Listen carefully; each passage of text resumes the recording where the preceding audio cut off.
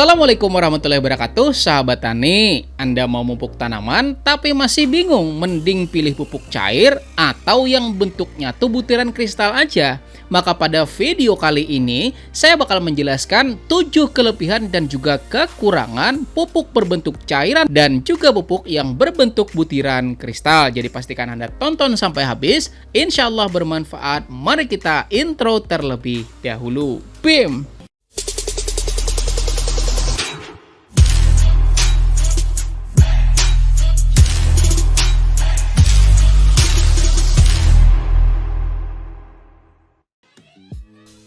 Dan buat Anda yang sudah subscribe channel ini dan klik tombol loncengnya, mudah-mudahan ilmunya jadi makin berkah dan rezekinya jadi tambah banyak lagi. Amin. Dan mari kita mulai dengan kelebihan dan juga kekurangan pupuk berbentuk liquid atau cairan. Kelebihan yang pertama yaitu lebih cepat buat diserap oleh tanaman kita, karena pada dasarnya semua pupuk yang berbentuk cairan itu tuh memiliki sifat yang fast release, sehingga penyerapannya oleh tanaman juga tergolong lebih cepat.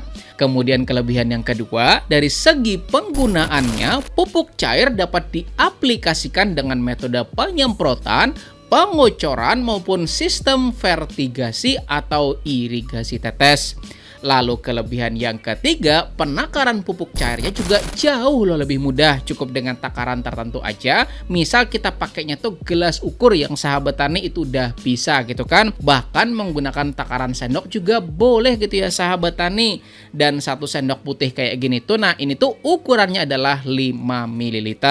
Lalu kelebihan yang keempat ya sahabat tani, kelarutannya juga tergolong lebih cepat karena memang pada dasarnya bentuknya itu udah cairan gitu ya sahabat tani, sehingga lebih mudah buat berbaur dengan air sebagai pengencernya. Lalu kelebihan yang kelima, pada dosis yang terkontrol dapat dikombinasikan dengan pupuk jenis lainnya. Artinya siapa tahu nih ya sahabat tani di antara Anda gitu kan, ada yang mau mengkombinasikan beberapa unsur hara sekaligus, maka penggunaan pupuk cair tentu lebih aman buat kita gunakan.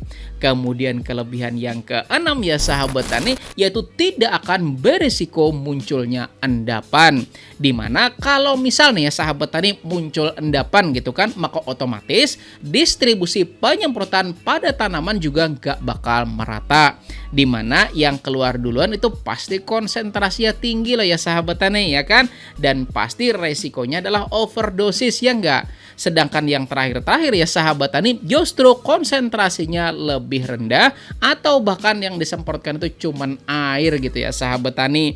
Dan pada akhirnya yang akhir-akhir itu bakalan mengalami yang namanya kekurangan unsur hara atau juga disebut dengan defisiensi unsur hara. Dan kelebihan yang ketujuh ya sahabat tani, dari sisi kemasan pupuknya atau botolnya gitu kan, masih bisa dimanfaatkan buat keperluan-keperluan tertentu lainnya. Karena gini ya sahabat tani, saya pernah lihat gitu kan, orang jualan bensin gitu ya sahabat tani depan rumahnya gitu kan. Botolnya pakai botol kemasan pupuk gitu ya sahabat tani ya enggak. Artinya masih bisa dimanfaatkan untuk keperluan-keperluan tertentu lainnya gitu ya sahabat tani.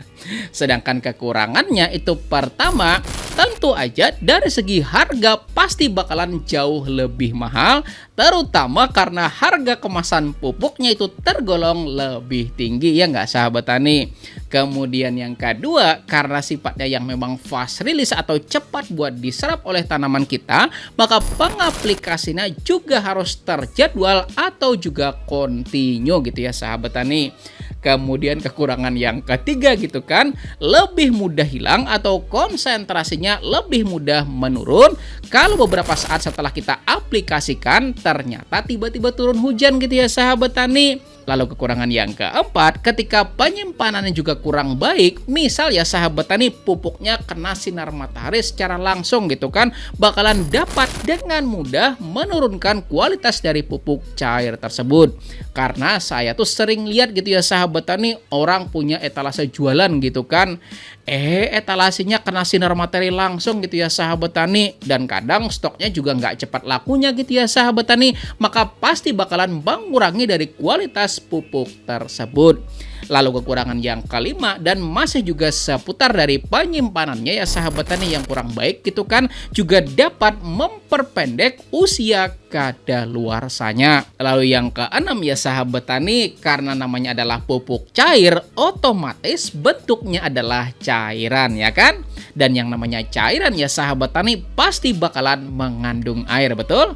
Dan kondisi ini berarti konsentrasi kandungannya pasti juga nggak terlalu besar-besar banget.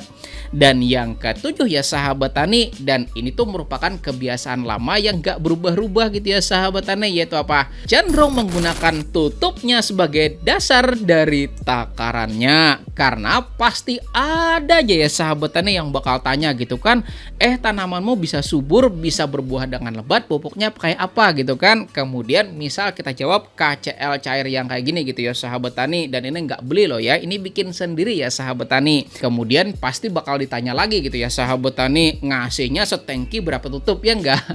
Nah ini yang saya sebut ya sahabat tani kebiasaan lama yang nggak berubah-ubah. Apa? Pakai tutup gitu ya sahabat tani buat menakar ya enggak. Memang saya sebenarnya boleh-boleh aja gitu kan kita pakai satuan tutup gitu ya sahabat tani, tapi harus kita lakukan namanya kalibrasi. Dan cara kalibrasinya tuh gampang loh ya sahabat tani, cukup kita ambil larutannya sebanyak 10 ml menggunakan suntikan gitu kan. Kemudian kita coba taruh pada tutupnya gitu ya sahabat tani. Dan kalau ternyata dari isi 10 ml disuntikan tersebut setelah kita suntikan ternyata cuma nyisa 2 ml gitu ya sahabat tani, artinya satu tutup botolnya itu besarannya adalah 8 ml ya enggak. Dan ingat ya sahabat tani, tutup yang satu itu belum tentu bisa berlaku dengan tutup lainnya, karena makin besar tutupnya pasti juga nilai takarannya makin besar ya kan. Artinya satuan tutup yang kita telah lakukan kalibrasi hanya berlaku pada tutup tersebut aja gitu ya sahabat tani, oke? Dan bagaimana kira-kira dengan pupuk butiran kristal ya enggak? Apa aja sih kira-kira kelebihan dan juga kekurangannya ya enggak? Maka mari kita mulai dengan kelebihannya. Itu pertama, dari segi harga pasti cenderung lebih murah dibanding dengan pupuk cairan. Karena pasti harga kemasannya juga jauh lebih murah dibanding dengan harga botolan ya sahabat tani. Kemudian yang kedua, memiliki kestabilan konsentrasi yang jauh lebih baik. Kemudian yang ketiga, daya simpannya juga tentu bakalan lebih lama ya sahabat tani, karena memang bentuknya tuh butiran sehingga pasti minim kadar airnya. Lalu yang keempat, juga dapat diaplikasikan dengan metode penyemprotan, pengocoran, sistem vertigasi, bahkan penaburan juga bisa gitu ya sahabat tani. Meskipun memang pasti nggak bakal efisien kalau ditabur, tapi minimal bisa gitu ya sahabat tani buat ditaburkan. Kemudian kelebihan yang kelima, memiliki konsentrasi kandungan yang jauh lebih tinggi dibandingkan dengan pupuk cairan. Lalu kelebihan yang keenam ya sahabat tani, lebih mudah buat kita bawa kemana-mana gitu kan. Dan yang ketujuh ya sahabat tani, dibandingkan dengan pupuk cairan seperti ini, maka pasti lebih banyak tersedia dijual di toko-toko pertanian di tempat Anda gitu ya sahabat tani.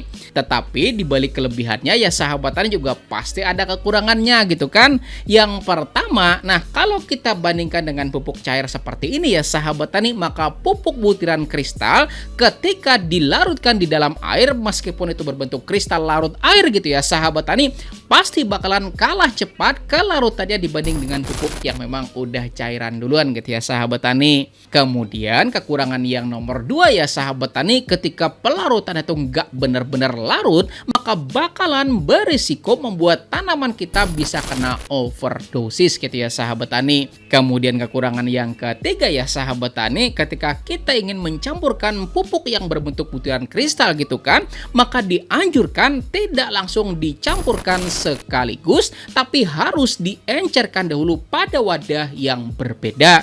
Maka setelah encer gitu ya sahabat tani atau larut di dalam air, maka silakan dicampurkan dengan pupuk jenis lainnya. Artinya sebaiknya diencerkan dulu gitu ya sahabat tani. Dan untuk lebih detail lagi soal ini, maka saya sudah buatkan penelitiannya langsung gitu ya sahabat tani. Silakan tonton pada video yang ini, oke? Lalu kekurangan yang nomor 4 ya sahabat tani, sehabis kita pakai, maka pupuknya itu harus dikemas lagi dengan benar-benar baik gitu ya sahabat tani. Karena ada loh jenis pupuk tertentu yang dapat menyerap air dari udara gitu ya sahabat tani. Sehingga ketika dia jadi basah pasti bakalan membuat kualitasnya jadi jauh lebih berkurang gitu ya sahabat tani. Lalu kekurangan yang kelima ya sahabat tani, dan ini paling sering terjadi gitu ya sahabat tani, yaitu sulit buat melakukan penakaran secara akurat. Misal ya sahabat tani, 1 sendok makan gitu kan, mungkin setelah kita timbang beratnya 12 gram gitu ya sahabat tani. Kemudian coba aja ambil lagi 1 sendok makan, timbang aja ya sahabat tani, saya yakin bisa lebih bisa kurang ya enggak. Apalagi nyendoknya tuh habis kita marahan sama orang lain gitu ya sahabat tani, nyendok cap gitu kan, apa yang terjadi coba? Ada Gunung Semeru di sendok ya enggak sahabat tani? Makanya untuk pupuk jenis butiran kristal, maka supaya benar-benar akurat, maka kita perlu menggunakan timbangan. Kemudian kekurangan yang keenam ya sahabat tani, dan ini tuh masih seputar penakaran gitu kan. Kalau kita nggak mau pakai timbangan, maka kita perlu adanya alat namanya TDS meter buat mengukur konsentrasinya supaya lebih presisi gitu ya sahabat tani, sampai pada konsentrasi larutan yang kita inginkan. Dan kekurangan yang ketujuh ya sahabat tani, dan ini tuh buat Anda yang suka rahasia-rahasiaan soal nutrisi gitu ya sahabat tani, yaitu pupuk yang Anda gunakan pasti lebih mudah buat dijiplak orang lain. Karena gini ya sahabat tani, saya itu paling gampang banget buat mengetahui nutrisi apa atau pupuk apa yang digunakan orang tersebut, cukup dengan ngelilingin kebun orang tersebut, bahkan sampai tawaf gitu ya sahabat tani, 7 kali putaran ya enggak. Dan setelah kita muter-muter gitu ya sahabat tani, pasti bakalan ketemu plastik pupuk yang dibuang sembarangan di sekitar kebunnya gitu ya sahabat tani. Maka dari berbekal mengumpulkan plastik-plastik atau kemasan dari pupuk tersebut, misal kita ketemu bungkus MKP gitu ya sahabat tani, kemudian KNO3 merah misal, kemudian kalsium merek tertentu misalnya, kemudian NPK khusus foliar dengan formulasi tertentu juga misalnya, maka minimal saya punya informasi varian-varian nutrisi yang diberikan orang tersebut pada tanamannya gitu ya sahabat tani, bener kan? Artinya ya sahabat tani, baik Anda pakai pupuk yang berbentuk cairan yang seperti ini atau pupuk yang berbentuk butiran kristal, memiliki kelebihan dan juga kekurangannya masing-masing. Dan itu tadi 7 kekurangan dan kelebihan masing-masingnya gitu ya sahabat tani, versi channel Penyuluh Pertanian Lapangan. Tetapi kalau misal nih Anda memiliki pengalaman lain juga seputar kekurangan dan kelebihan masing-masing, silakan ya sahabat tani tuliskan pada kolom komentar video ini, oke? Dan terima kasih ya sahabat tani sudah nonton video ini sampai selesai. Mudah-mudahan bisa bermanfaat buat Anda semua. Dan di samping sini ya sahabat tani, ada 2 video pembuatan pupuk, yang ini adalah KCL dan ini adalah MKP gitu ya sahabat tani. Silakan pelajari salah satunya, oke? Terima kasih. Saya Rizal Ansar, petani cerdas, pertanian maju jaya luar biasa. Saya akhiri dengan ucapan wassalamualaikum warahmatullahi wabarakatuh.